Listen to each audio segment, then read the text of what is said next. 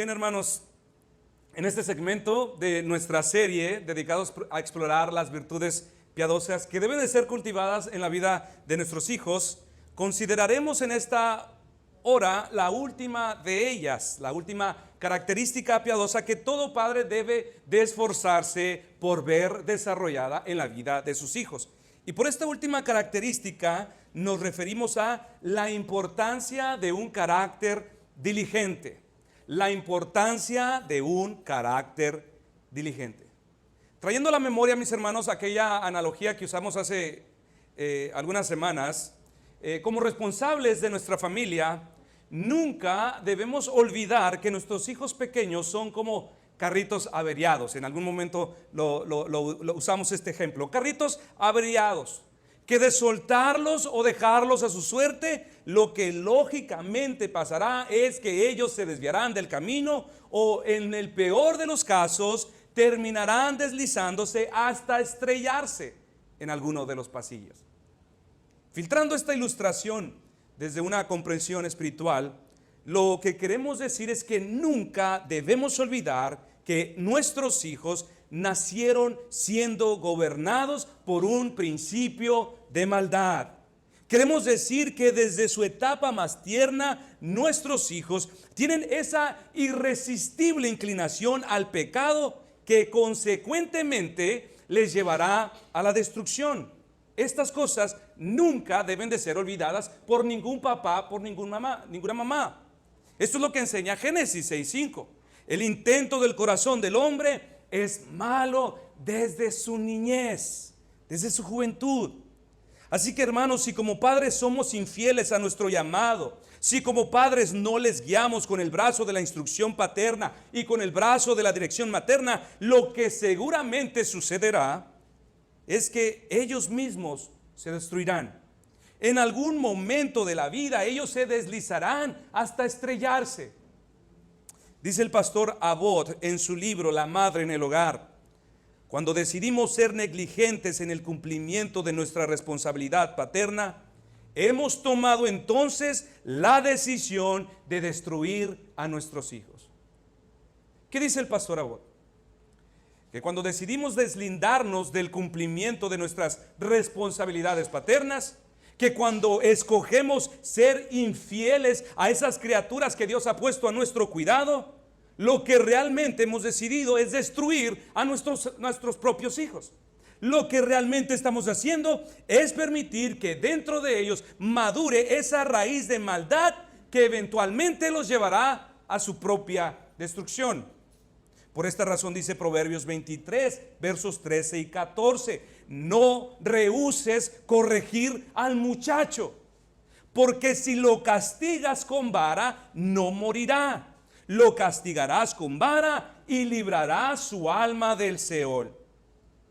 En ningún otro tiempo, mis hermanos, como el nuestro, esta medida correctiva parece demasiado desconsiderada, extrema, severa e irracional. Pero es lo que dice la palabra de Dios, que ante todas las súplicas de piedad y cariño de parte de nuestros hijos, tú como padre no debes de rehusar hacer uso de la vara de corrección, sino que más bien esta debe de ser tu aliada en tanto les guías, en tanto les instruyes, en tanto los amas y oras por ellos. Esta debe ser constante y firme, pese, mis hermanos, a los aparentes resultados infructuosos de la crianza. Lo castigarás con vara y librarás su alma del Seol. La vara, mis hermanos, según se nos instruye en este pasaje, debe de ser vista como un medio efectivo dado por Dios a los padres para apartar a los hijos de la desgracia, para librarles de la destrucción y llevarles a la bendición. Esto es lo que está implicado en este pasaje. Pero algún buen padre, alguna abuela amorosa se preguntará: ¿pero acaso no son más eficaces los métodos blandos para que nuestros niños entiendan? ¿Pero acaso no es mejor hacer uso de las palabras para que ellos entiendan? Bueno, dice Job 11:12: el hombre vano se hará entendido cuando un pollino de asno montés nazca hombre. Aquí es cuando él entenderá. Es decir, Tu hijo, es lo que está diciendo Job, tu hijo será entendido cuando un sapo pueda hablar inglés o cuando una gallina amamante a sus pollitos. Eso es lo que está diciendo. Y de hecho, mis hermanos, si tú te has hecho esta misma pregunta, déjeme decirle que no eres el único. No has sido el único que se ha preguntado esto, sino que hay otras personas que lo aplicaron. Y Elí fue uno de ellos. Él intentó probar este método experimental, ser más blando con sus hijos, y el triste resultado lo tenemos descrito en las Escrituras para nuestra instrucción. Elí nunca corrigió a sus hijos, y este fue su error, y esto fue la desgracia de sus propios hijos. Este error también fue duplicado por el rey David, quien del mismo modo dejó a sus hijos sin disciplina. ¿Y cuáles fueron los resultados? Amón cometió incesto con su propia hermana. Absalón levantó una rebelión en contra de su propio padre. Adonías conspiró con Joab y Abiatar para proclamarse rey. Y la pregunta es, ¿fue David culpable delante de Dios por lo que pasó? Encontramos una sola respuesta a esto en referencia a Adonías en 1 de Reyes 1:6. Y su padre nunca le había entristecido en todos sus días, diciéndole, ¿por qué haces así? Nunca lo hizo. Aquí tenemos la causa, mis hermanos, de todo este mal. Elí fue un padre blando, un padre que no decía nada ante los pecados de sus hijos. David fue un padre indulgente en exceso, un padre cristiano que dejaba a sus hijos que hicieran lo que quisieran. ¿Y qué pasó? Ambos cosecharon los frutos de su negligencia. Dirá usted, ¿debo entonces mostrarme cruel con mis hijos? ¿Debo entonces convertirme en un tirano para azotarles? Más bien lo serás si tú rehusas corregirlo. Serás cruel y serás un tirano a los ojos de Dios si no les corriges. Esto es lo que dice la palabra. Si no aplicas la vara para que tu hijo sea refrenado en sus caminos de necedad, tú serás culpable delante de Dios de la más alta crueldad y tiranía. Tú realmente no puedes inventarte tu propio método de instrucción.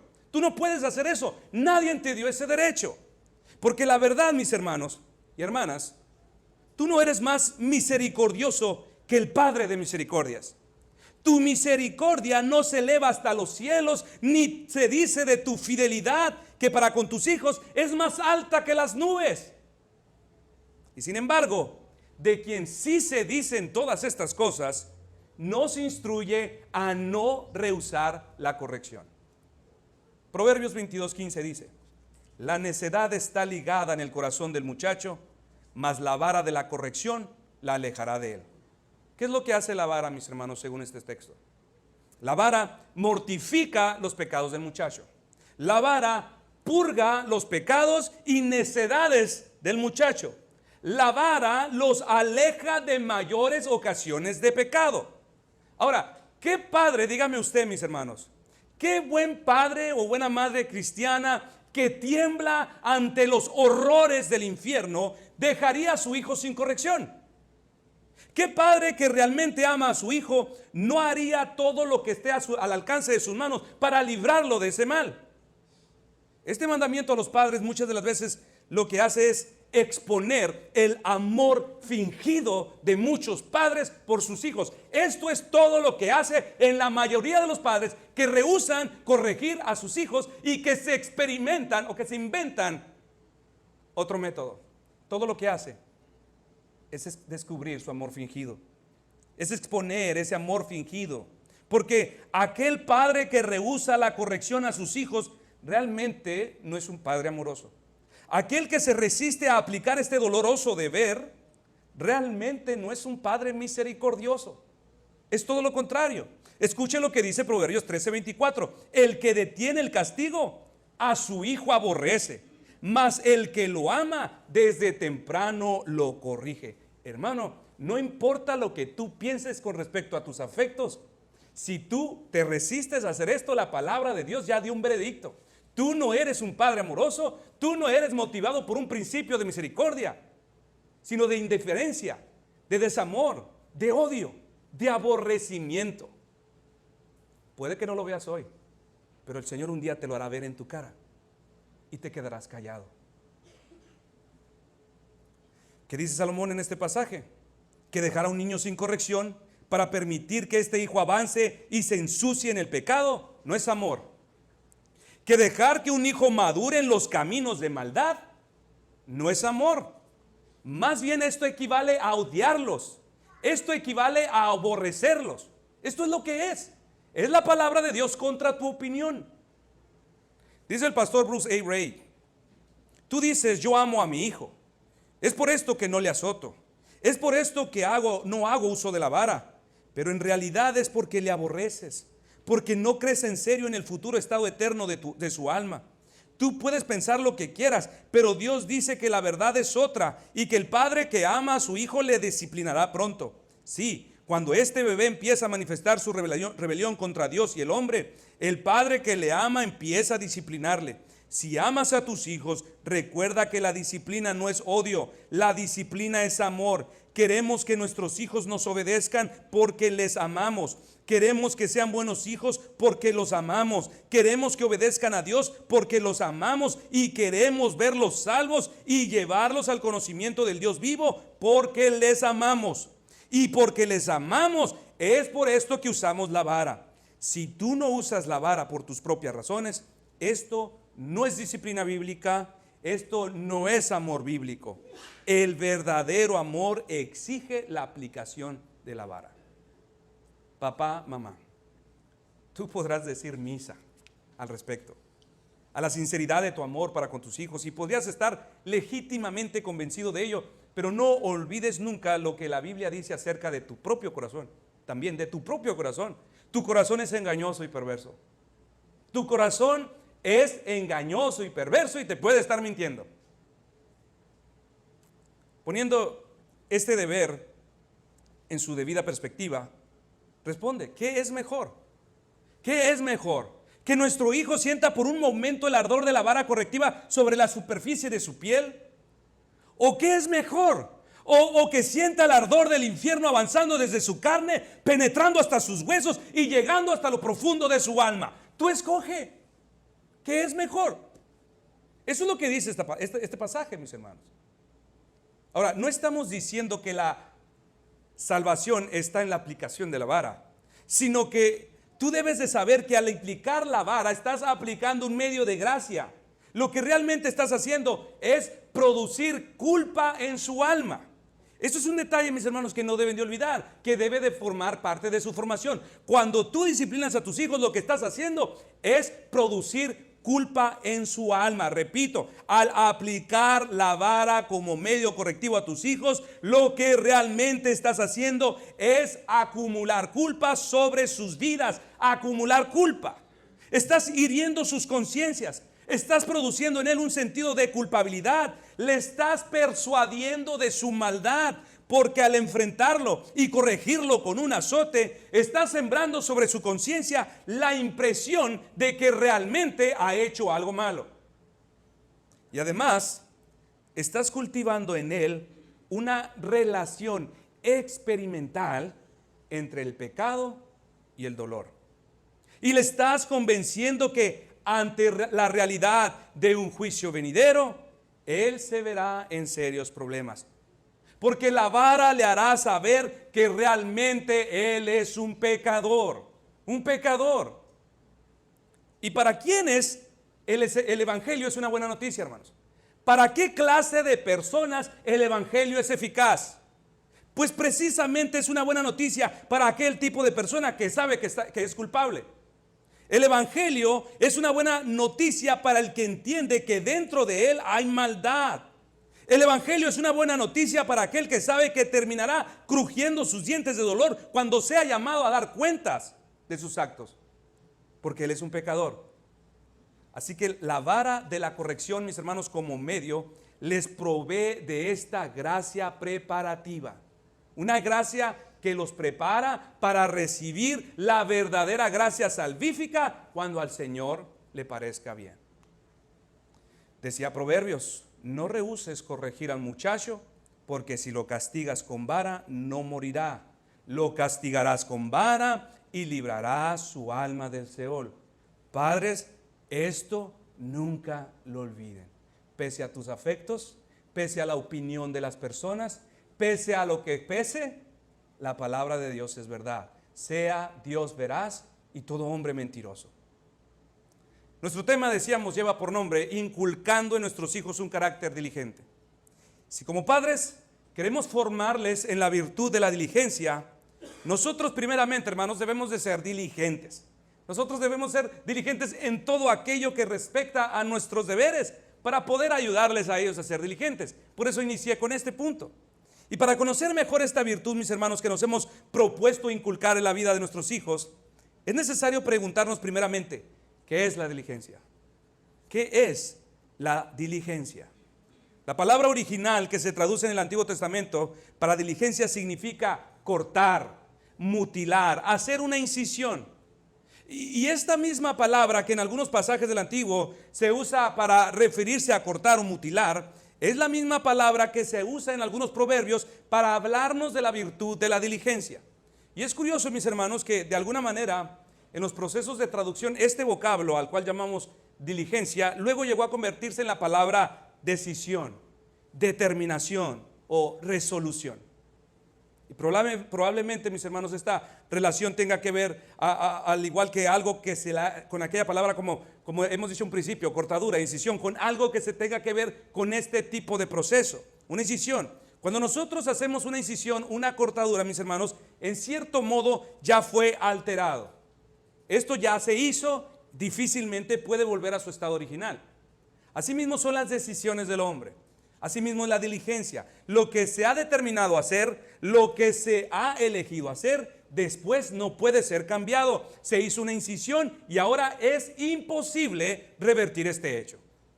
Ser diligente, podemos decir en un sentido, es una persona capacitada para tomar buenas decisiones. Es una persona que tiene determinadas sus resoluciones. Esto es una persona diligente. Así que alguien indeciso, alguien que posterga sus decisiones, alguien que no tiene claro qué va a hacer de su vida, nunca podrá llegar a ser una persona diligente. Nunca lo podrá, sino indolente. La indolencia, mis hermanos, es lo opuesto a ser diligente. Podemos ilustrarla con un ejemplo bien común, bien común. Pregúntele al joven, a la jovencita, que ya está lista para graduarse o que está listo para graduarse de la preparatoria. Pregúntele, ¿qué carrera vas a estudiar? Y le va a contestar, todavía no sé. Juntando, mis hermanos, todas las universidades locales, me puse a investigar, suman más de 50 opciones profesionales para estudiar. Pero la mayoría de los jóvenes contestan, no sé. En la mayoría de los casos, mis hermanos, esto se debe a un carácter indolente, a un carácter despreocupado. Podemos llamarlo también negligente. Dice Proverbios 12:27, aquí dice Salomón, el indolente ni aún asará lo que ha cazado, pero haber precioso del hombre es la diligencia. ¿Qué es lo que enseña este pasaje, hermanos? Que muchos hombres, muchos jóvenes, muchas mujeres tienen las oportunidades allí frente a sus manos. Dice que las condiciones, la oportunidad está allí para tomarla, pero el que es indolente es demasiado perezoso para aprovecharlas. Eso es lo que dice este pasaje. Este hábito de algunos es la ruina de muchos. Este hombre, dice Proverbios, amanece de buen ánimo, incluso se levanta de buen ánimo para ir a cazar, pero su entusiasmo se apaga pronto, su ánimo recae y abandona su proyecto. Ni siquiera tiene el ánimo de asar lo que cazó. Esta, mis hermanos, es la descripción clásica de muchos profesantes perezosos. Este se levanta un día intentando sobrellevar los buenos hábitos de la religión. Se inscribe en un curso y al cabo de un tiempo lo abandona. Otro día decide perseverar en sus lecturas matutinas, iniciando con el libro de Génesis, pero al cabo de unos cuantos días lo abandona. O quizás compró un buen libro que recomendaron para un estudio de hermanos juntos a leer y lo vino 2-3 días y después lo abandonó. Tal vez. El indolente ni aún asará lo que ha cazado. El indolente no aprovecha lo que tiene en sus manos. Es lo que está diciendo la palabra. La palabra que aparece en este texto como indolente, mis hermanos, es la misma que encontramos en otros pasajes del texto hebreo, traducida como negligente, como en el caso de Proverbios 10:4. Y esta misma palabra indolente también se traduce en otros pasajes como pereza, como en el caso de Proverbios 19:15. Así que un indolente es negligente, un indolente es perezoso. Es perezoso.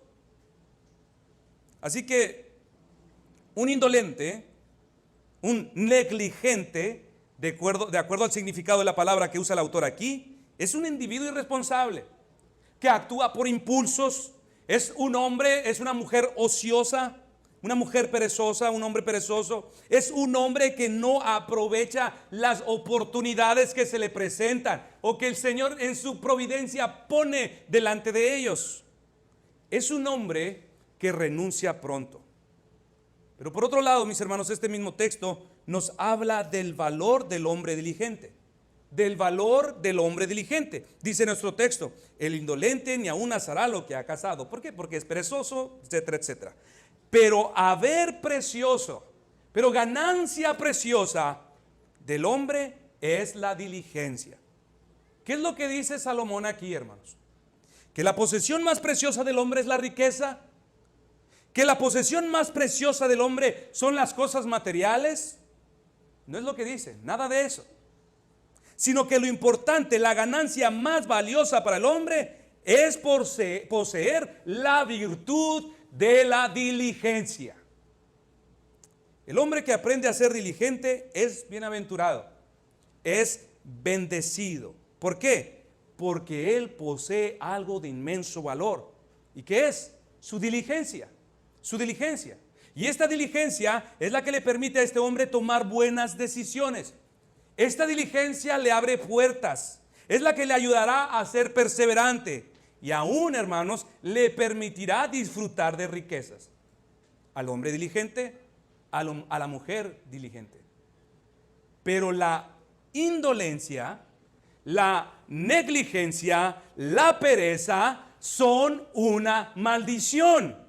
Son la ruina del hombre. Que dice Proverbios 10:4, la mano negligente empobrece. ¿Qué quiere decir este texto?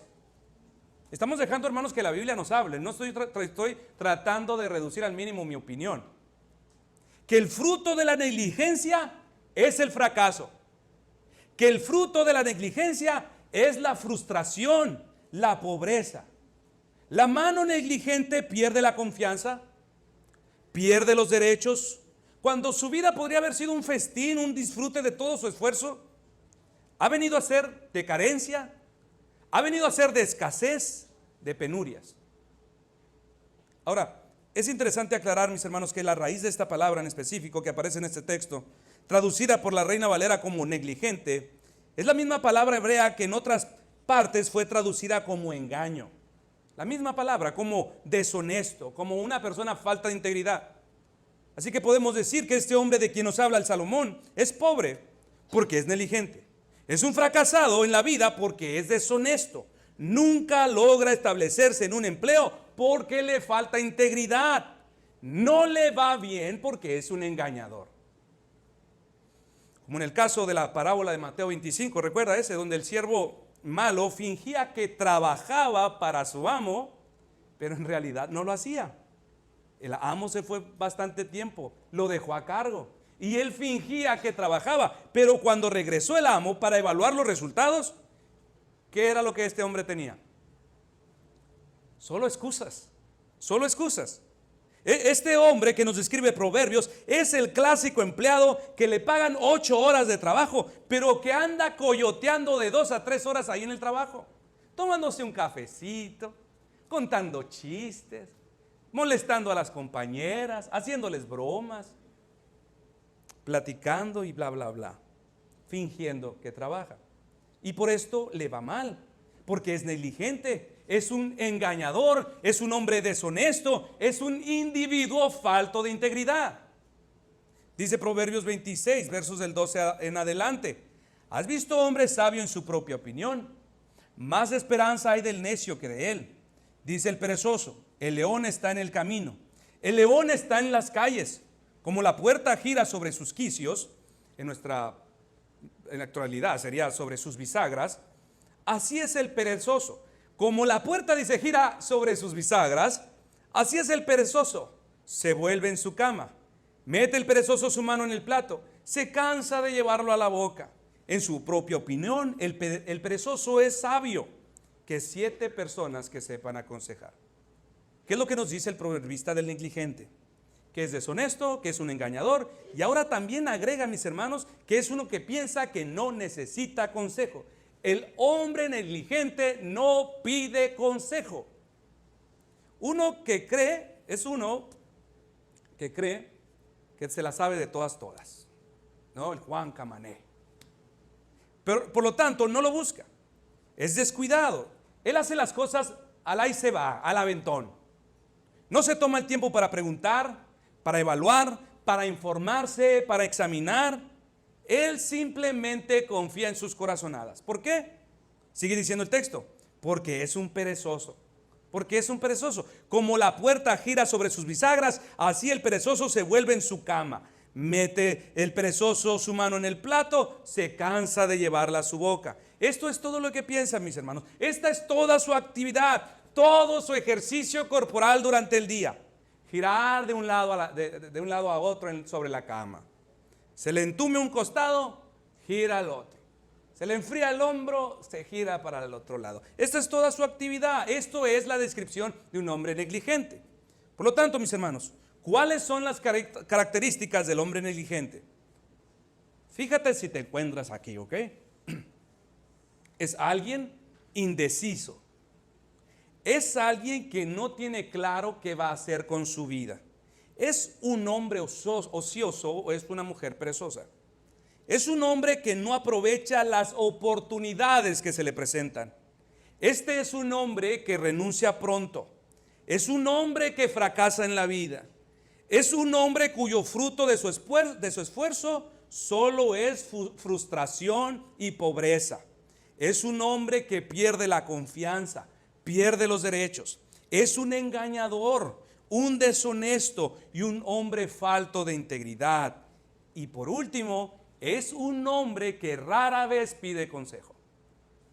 Todas estas descripciones, mis hermanos, están implicadas en cada uno de los pasajes que leímos. Ahora veamos el aspecto positivo de esta virtud. Pues en este mismo libro de Proverbios, hermanos, encontramos otros pasajes que nos brindan más información para poder definir esta virtud de una manera más precisa y exacta. Por ejemplo, Proverbios capítulo 6, versos del 6 al 11. Ve a la hormiga, oh perezoso, mira sus caminos y sé sabio, la cual no teniendo capitán, ni gobernador, ni señor, prepara en el verano su comida y recoge en el tiempo de la siega su mantenimiento. Perezoso, ¿hasta cuándo has de dormir? ¿Cuándo te levantarás de tu sueño? Un poco de sueño aquí, un poco de dormitar y cruzar un poco las manos para reposo. Así vendrá tu necesidad como caminante y tu pobreza como hombre armado. Lo que este pasaje nos enseña, mis hermanos, es que el hombre, la mujer, no debe de ser un perezoso, no debe de ser un vago, sino un hombre, una persona diligente. ¿Como quién? Como lo es la propia hormiga. Dice nuestro texto de esta criaturita: la hormiga planifica en el verano para reposar en el invierno. Ella recoge su alimento en verano para tener suficiente reserva en los días malos. Ella trabaja bajo el sol para estar calientita en su colonia durante el frío. Esto es lo que dice. ¿Por qué? Porque la hormiga es una criaturita diligente. Esta criaturita, hermanos, tiene algo que enseñarnos acerca de la diligencia. Y observen, niños, una de las razones por las cuales Dios creó a la hormiga. Y cada vez que ustedes vean una hormiga, contemplen la instrucción escrita en este animalito. Dice el Señor: ve a la hormiga, oh perezoso, mira sus caminos y sé sabio, la cual no teniendo capitán, ni gobernador, ni señor, nadie que le mande, nadie que esté sobre ella, prepara el verano en su comida y recoge en el tiempo de la siega su mantenimiento. ¿Qué dice el Señor en todo esto? Observen y aprendan de ella. Aprende de ella y después la matan, ¿sale? Así es la hormiga, mis hermanos. Pero el hombre negligente, que dice la Escritura, no planifica. El hombre que carece de diligencia no tiene tiempo para pensar, no se toma la molestia para considerar lo que debe de hacer y mucho menos considera cuál es el mejor tiempo para ocuparse en trabajar. Otro dicho de sabiduría transmite la misma idea. Proverbios 10:4. El que recoge en el verano es un hombre entendido. El que duerme en el tiempo de la siega es hijo que avergüenza. Es decir, el negligente, el indolente tiene su mente torcida. Este piensa al revés, porque en los días buenos, ¿qué es lo que él hace? Él prefiere dormir. Los días soleados para la siembra o la cosecha, él prefiere descansarlos, prefiere tomarse el día. Tiene su mente torcida. No obstante, el diligente, el hombre entendido, es el que recoge en verano. Es el hombre que pone a la obra, se pone a la obra, pone a sus manos a la obra. Todos por experiencia, mis hermanos, sabemos que el verano es un tiempo caliente. Esto nosotros no tenemos la menor duda. ¿Y qué? Preferiríamos no estar en el campo en ese momento. Preferiríamos no estarlo. Preferiríamos estar ¿dónde? En la recámara, recién bañaditos con el AC prendido. O en una piscina, o tal vez en una hamaca, o debajo de una mata de cocos en la playa, no sé. Eso preferiríamos. Lo que sea, menos estar trabajando debajo del sol. Pero hay un problema, mis hermanos, que dice la Escritura que el verano es el tiempo de la siega y el campo no puede ser descuidado en ese momento. ¿Qué debe de hacer el hombre diligente? Seguramente él no quiere estar en el campo, no quiere estar bajo el sol. Es un tiempo caliente, pero como es un hombre diligente, él sabe que tiene que estar allí. Él sabe que no puede quedarse acostado. El diligente es el hombre que hace lo que tiene que hacer, aunque no tenga el deseo de hacerlo. Su deseo es estar en otro lugar, pero su deber lo llama y le convoca a estar en su trabajo. Le convoca a estar ocupado en su responsabilidad. Ahora, algo interesante, mis hermanos, que debemos saber acerca de los proverbios es que estos son dichos de sabiduría, son rimas de pensamiento que pueden aplicarse a distintas circunstancias, contextos de la vida.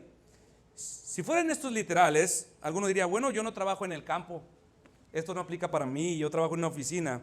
Pero no son literales, son dichos de sabiduría, son rimas espirituales, rimas que contienen una verdad. Así que el proverbista, ojo, el proverbista al usar estas palabras no necesariamente nos está hablando de julio, agosto, nos está hablando de una temporada fructífera en que el hombre, la mujer se debe ocupar. Así que buscando una adecuada interpretación, ¿cuál sería esa temporada ideal, mis hermanos, para lograr un bien permanente? ¿Cuál sería el mejor tiempo para lograr un bien permanente? Respuesta: la temporada de la juventud, hermanos. La juventud. En la juventud la vida es fresca, el cuerpo es fuerte, tiene suficiente energía, la mente es lúcida, la salud es una constante. Es el mejor tiempo para ser diligente, para explotar la mente, nuestros recursos físicos. La juventud es el mejor tiempo para emplear nuestro vigor, nuestra fuerza, nuestra energía. No hay otra mejor temporada como la juventud, hermanos, para hacer, para emprender. Y debemos entender, los jóvenes que están aquí, que también es una temporada muy corta. Es una temporada muy corta. Leíamos hace un momento a Salomón diciendo: pero haber precioso del hombre es la diligencia. Los abuelos, las abuelas, las personas más avanzadas en edad aquí, que están aquí presentes, les pregunto, ¿qué preferirían? Si fuese posible, ¿qué preferirían? ¿Regresar a los 17 años con $1,000,000 en su bolsa? $1,000,000 en su bolsa, regresar a los 17 años. O regresar a los 17 años con la virtud de la diligencia formada en sus corazones. Dígame, ¿qué escogería? Le pregunto a los ancianos, le pregunto a los abuelos, ¿qué escogerías? ¿El $1,000,000 o la diligencia? Estoy seguro que escogeríamos la diligencia, hermanos. Quisiéramos haber sido más diligentes. Estoy seguro que ahora todos sabemos que la diligencia es mucho más valiosa que $1,000,000. Y entonces escogerían regresar a los 17, pero siendo hombres y mujeres diligentes. Tal vez los jóvenes de entre 15 y 17 años pensarían: ¡qué mensos! Yo preferiría el $1,000,000. No es en vano que diga la Escritura que la necedad está ligada al corazón del muchacho. No lo entiendes todavía. Si te lo explico, no lo entenderías. Jóvenes, en este momento, escúchenme, jóvenes, no se les nota mucho si ustedes están siendo negligentes. Escúchenlo, los jóvenes. Si ustedes son como el perezoso que todo lo que hace es girar de un lado a otro en su cama, si toda su energía se está yendo frente a un televisor, frente a un celular, por lo pronto no se ve mucho, no se nota. Pero al cabo de algunos años, mis hermanos jóvenes, serás viejo. Y será en esos años que no solo tú te darás cuenta que desperdiciaste tus mejores años. No solo tú, todos lo sabrán. Todos sabrán que desperdiciaste tu juventud. Desde tus años viejos, allí será muy fácil ver que tus mejores años fueron consumidos por la polilla de la negligencia, de la indolencia. Desde allí será muy fácil rastrear las cosas en que te ocupaste, en las cosas que desperdiciaste tu tiempo. Mirarás a tu alrededor y no te sentirás orgulloso. En verdad, no te sentirás satisfecho. Contemplarás tu alrededor, contemplarás tus éxitos, tus logros, y solamente sentirás una cosa: vergüenza. Vergüenza. Salomón dijo: el que duerme en el tiempo de la siega es un hijo que da vergüenza. Es un hijo que avergüenza. Todos los hábitos no provechosos de esta temporada buena se convertirán en tu vergüenza. Si hoy todo lo que haces es vivir como un holgazán, en tu vejez cosecharás lo que sembraste en tu juventud. Proverbios 6. Ve a la hormiga, oh perezoso, mira sus caminos y sé sabio, la cual no tiene capitán, ni gobernador, ni señor. Prepara en el verano su comida y recoge en el tiempo de la siega su mantenimiento. Ahora, un buen ejemplo de un hombre diligente lo encontramos en José, mis hermanos. Cuando Dios le dijo o le reveló a José que vendrían 7 años de hambre, José supo que no era tiempo para irse a refrescar al río Nilo, ni era tiempo para relajarse en su mecedora, tampoco era tiempo para estar allí desde su recámara contemplando la nación de Egipto. José sabía que era tiempo de recoger grano, era el tiempo de almacenar grano, y esto hizo porque él era un hombre diligente. Y esto llevó a Egipto a prosperar y a José a prosperar en gran manera. Esto hace el hombre diligente, mis hermanos. Es un hombre dedicado, laborioso en sus asuntos. Es un hombre que lo impulsa ese fuerte sentido del deber y que no pierde su tiempo en cosas vanas. Dice Efesios 5: mirad pues con diligencia cómo andéis, no como necios, sino como sabios, aprovechando bien el tiempo, porque los días son malos. Por tanto, no seáis insensatos, sino entendidos de cuál sea la voluntad del Señor. Pero el hombre diligente, mis hermanos, también es un hombre prudente. Escribió el puritano Richard Steele: la diligencia es un empleo habitual de nuestras capacidades físicas y mentales que se encuentra en el centro, teniendo a la pereza de un lado y a la laboriosidad del otro, teniendo a un lado el trabajo esclavizante y el afán por el otro. Ojo, ser diligente no significa ser esclavo del trabajo tampoco, porque también es un hombre prudente. En otras palabras, ¿qué es un hombre diligente? Es un hombre balanceado. Hay momentos en que se ocupará de sus labores y otras ocasiones que se ocupará en la familia. Otras veces se ocupará en el descanso. Y porque es diligente, mis hermanos, nunca caerá en imprudencias. O sea, no se ocupará de algunas cosas a expensas de otras. El hombre diligente no se ocupará de las cosas terrenales a expensas de descuidar las celestiales y viceversa. No se ocupará de las celestiales a expensas de descuidar sus deberes terrenales. ¿Por qué? Porque él entiende sus prioridades. Que dice el apóstol Pablo en Romanos 12:11. Dice: en lo que requiere diligencia, no seamos perezosos. O sea, que cualquier cosa, hermano, hermana, a la que hayas sido llamado, requiere de tu diligencia. Debes hacerlo con esmero.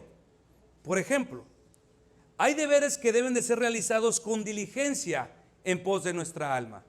Debes esmerarte en ocuparte en ello. Hay deberes que deben de ser hechos con diligencia en pos de nuestra familia. Debes de ocuparte en ello con esmero. Hay deberes que Dios ha puesto con respecto a nuestros oficios.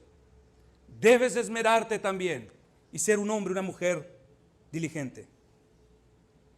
Ahora veamos brevemente, mis hermanos, la recompensa a la diligencia. Hemos visto qué es la diligencia. Hemos visto brevemente también las consecuencias de la diligencia, del balance de la diligencia. Y ahora miraremos brevemente la recompensa de la diligencia. Dice Proverbios 22:29, dice la escritura aquí: ¿has visto hombre sabio solícito en su trabajo?